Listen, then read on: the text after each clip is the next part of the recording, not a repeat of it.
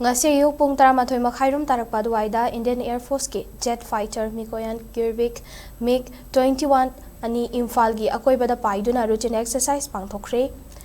press na fangba pau amagi matung inna Indian Air Force ki jet fighter MIG-21 ani adu ngasi ayuk Imphal gi BT Kendrazit International Airport ta thunglaba matungda routine exercise adu Imphal gi nongthaki Akoibada chathakibani state asida sigumba makhal gi thawong toina chathaba oidaba amadi jet fighter sing adu paibagi ahoba makholna miyamda chamamnaba amadi langtaknaba poknakhi amaromda ngasi sathakiba routine exercise adugi matangda Imphal Airport ke social media page amada miyamna pukning wakhal leitana leinaba post torakhi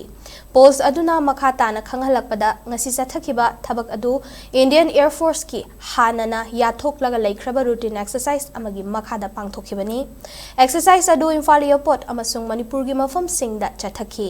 routine exercise asi chatharabasu airport asigi thabak thauram singda mahausaga manana adumak pangthokhi ngasi gi thawong aduda miyamna mipai thabaiba tobiganu loinana toknga na chingba singsu amata sandok piganu haina Imphal Airport ki post asina makhatari